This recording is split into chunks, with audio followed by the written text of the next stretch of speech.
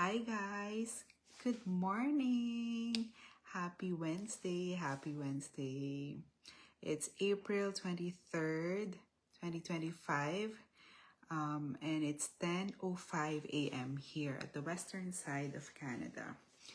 Yeah, and so how are you? How's everyone doing? So it's Wednesday, midweek, and we just got back from the very long weekend. So yesterday I went to work.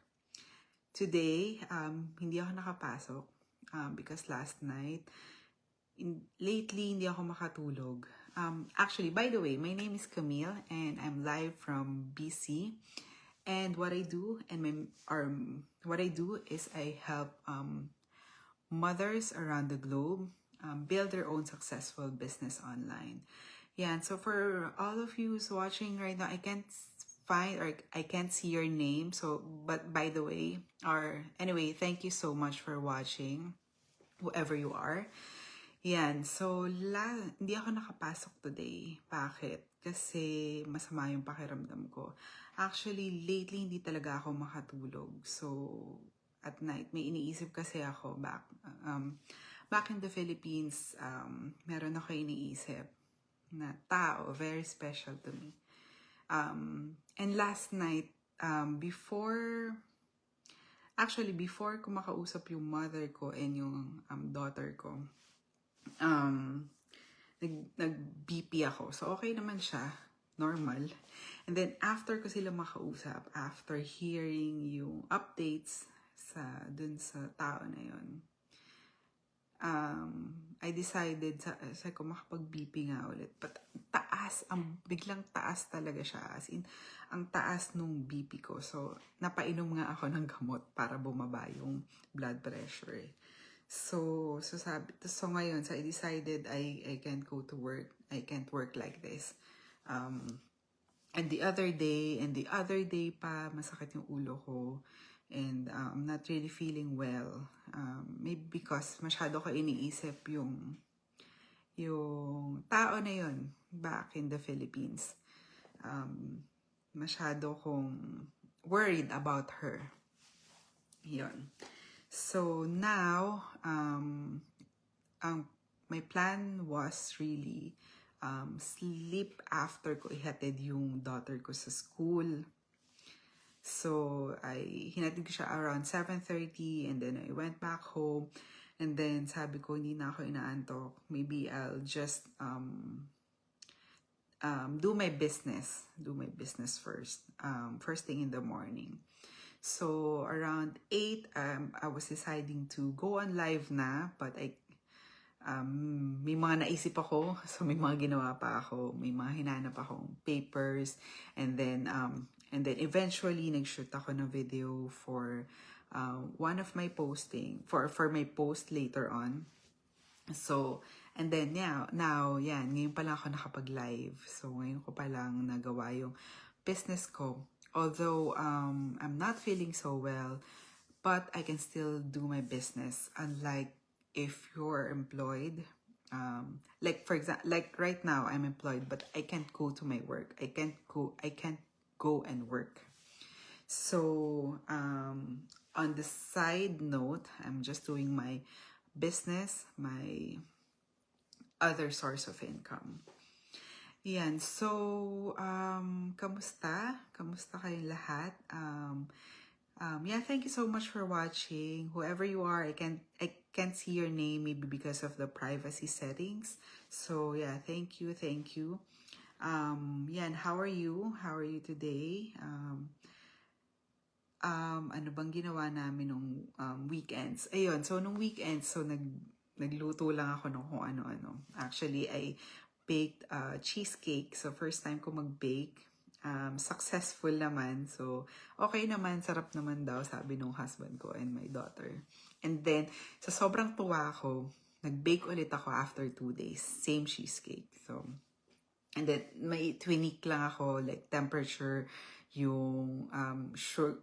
Instead of regular sugar, I change it to powdered sugar. So, may mga ganong tweaking lang. But, same, okay naman, successful. Yan. So, today, ang gagawin ko, maybe I'll edit all my videos for my posting. And magte-training ako. I'll watch my training videos sa portal namin. So, you know guys, yung na-realize ko dito sa for having this business, I think one of the major thing na magiging successful ka sa business mo is having the support system that you need. For example, you have your mentors, you have your coaches, you have the community, you have all the resources na given to you.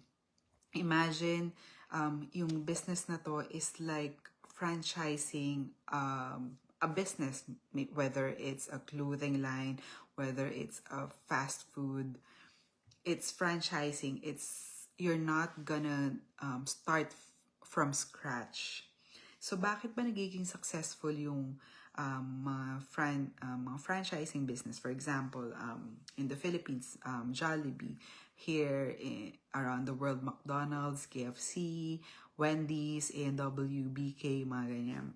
So, bakit sila nagiging successful? So, when ako, kunyari, for example, when I franchise a Jollibee, I'm not gonna start from scratch. Hindi ako yung maghahanap ng products ko, hindi ako yung magluluto ng products ko, or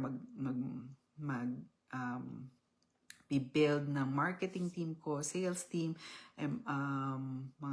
magte-train ng employees and all. So si Jollibee, as a franchisee, or as what do you call it? Basta yun, nagpo-franchise, ibibigay lang sa inyo lahat ng kailangan nyo. Trainings, materials, and knowledge, skills, iproprovide yan sa inyo, food and all.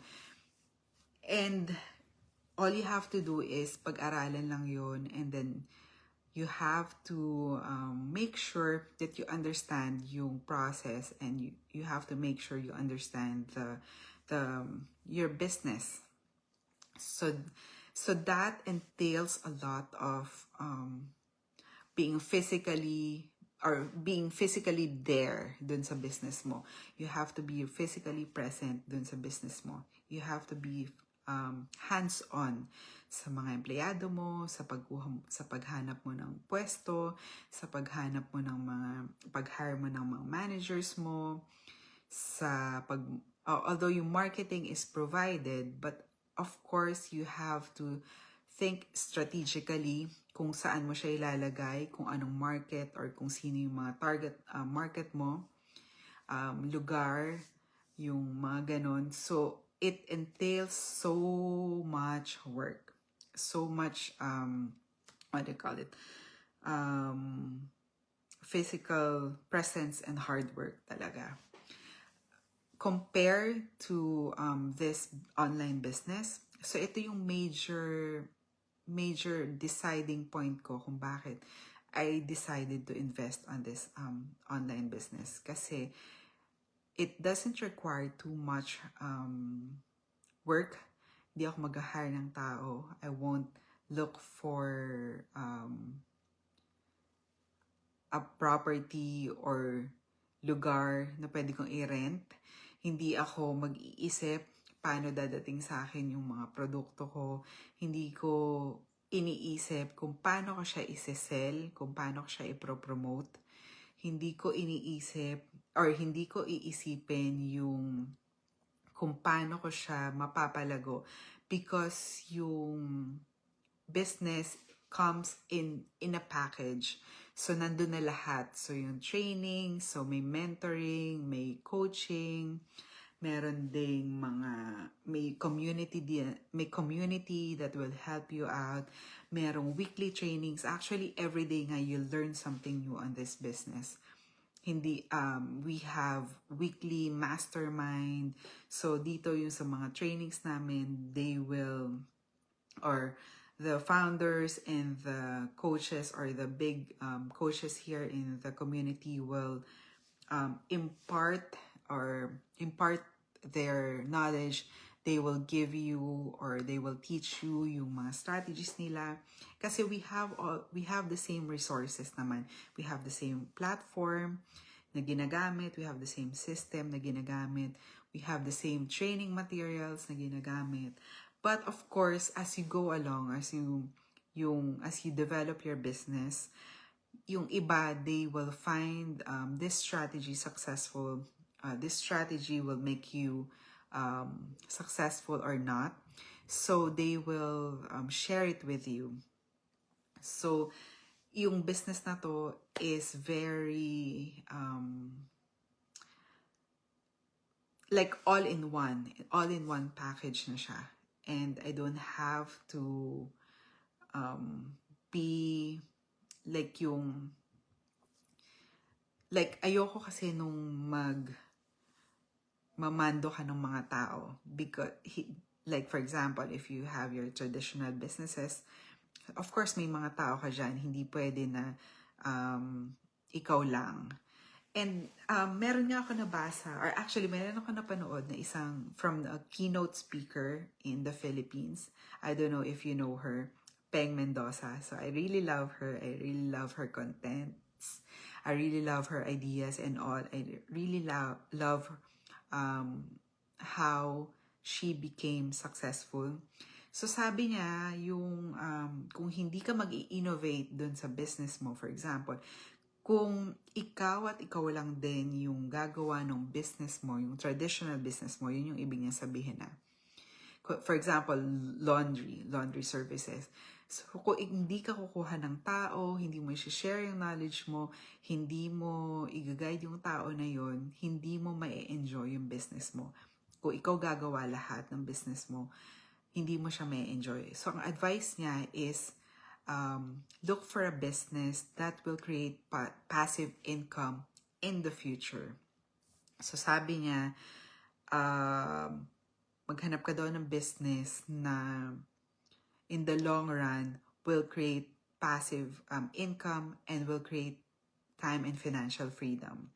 Ibig sabihin, hindi ikaw yung tututok all the way through hanggang tumanda ka, nandun ka, 20, 30, 40, 50, 60 years old, minsan 70, 80 years old, nandun ka pa rin sa business mo dahil tinututukan mo, dahil ayaw mong i-let go or ayaw mong yung iba yung gumawa ng business mo for you.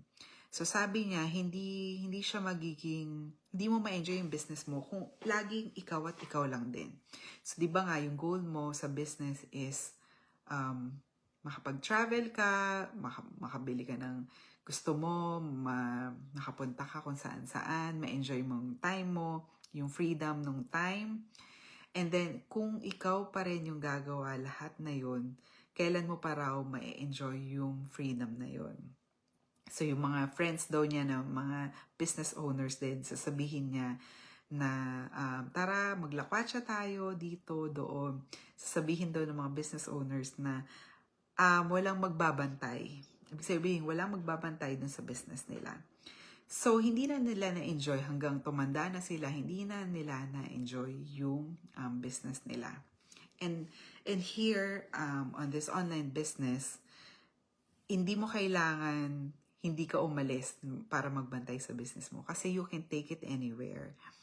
Kung gusto mo magbakasyon sa Philippines, o idedalhin mo yung business mo doon. Phone mo lang naman yung kailangan mo or laptop mo. Basta may wifi ka.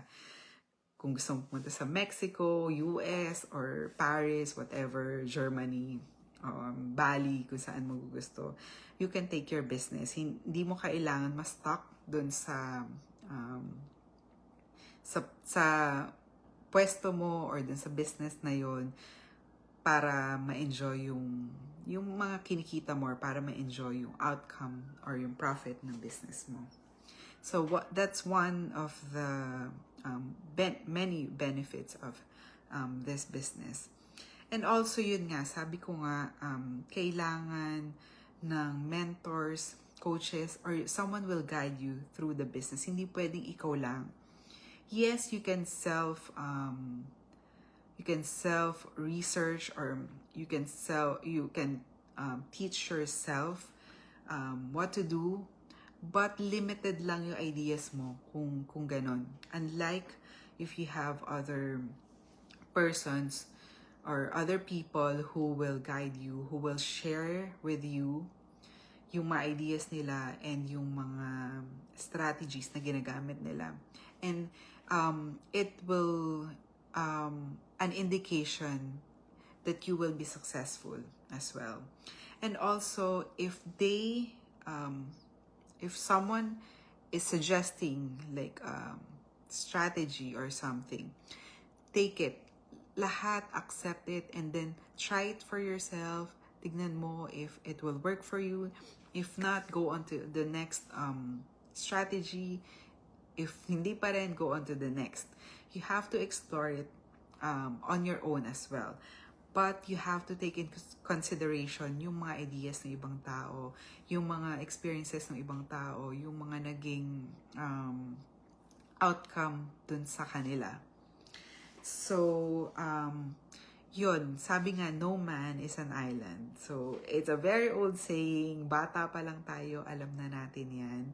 Alam natin yan. So, sabi, ibig sabihin, hindi ka pwedeng mabuhay mag-isa. So, you really need someone, you really need other people to be with you, to guide you, to help you out, or to just be there, stay with you, hear you out, yung mga hinanakit mo sa buhay, or yung mga gusto mong sabihin, or you wanna share, hindi mo kayang mabuhay mag-isa. Yeah, which is true naman, diba? Very, very true. Yan, so, if you're looking for a business who will give you all the things that you want and need, maybe it's time to check this business out. Hindi ba kayo nagtataka, ang daming businesses nito, or sa mga news feeds nyo, nakikita nyo mga ads like this one. Hindi ba kayo nagtataka bakit? Because maybe siguro on the back of your mind, inisip mo, siguro this is very true, this is very real, and you'll see naman real people. Hindi naman siya mga AI, or hindi naman siya mga faceless na mga ads. Like, makikita mo talaga yung mga tao na nag-venture dito sa business na to. And mind you, hindi lang siya, yung mga sumasali dito or sa mga nagiging business owners, mga professionals, and from all walks of life, different cultures, different nationalities, different beliefs, different religions, different colors, lahat makikita nyo dito sa community. It's a very diverse community, and this business is around the globe. And yung legitimacy, the legitimacy of the business, hindi siya is not questionable. So, the company that we are affiliated with is a 50-year-old, actually it's going 51 this year, company. And our community, the founder of this community is originally from here, Canada. And hindi dito, you cannot just do illegal things, especially if it's about the money, your income and all. CRA will find you. CRA will hunt you down if you have illegal activities dito sa Canada. So, yung founder namin of this community established this business 8 years, going 9 years ago. So for almost 9 years, yung integrity, the integrity of the business is talagang hindi mo matatawaran. And you'll find that lahat ng tao dito is very authentic. They're just gonna share you their real experiences and their real success in the business. Wala dun sa culture namin na magbigay ng false hope or magbigay ng false promises. Excuse me. False promises sa ibang tao kasi it's not aligned with our values. Yan. So guys, if you're tired of working, or if you're unable to work, if you're maybe not capable to work, or if you're a stay-at-home mom, maybe you're in a mat leave, maybe you preferred to just stay with the kids, but of course, you're thinking, paano ka magkakaroon ng extra income, or you're thinking, how can you help your husband or your family to provide more so you can enjoy more, and then you can travel more than ever, or you can just be with your family. Don't worry about work or anything. Just worrying your family, yourself, your kids, your husband. Maybe this business will be a very good fit for you. Just check this out. Wala naman pong wala po kaming hinihinging fee or bayad just to check this out. Only your email address. We just need your email so we can send the free 90-minute video on your email address or to your email address. That's all. And then you can go from there. You just have to watch the video, invest 90 minutes of your time, and you can just slice it out. Like, for example, 20 minutes today and then 50 minutes tomorrow to finish the video.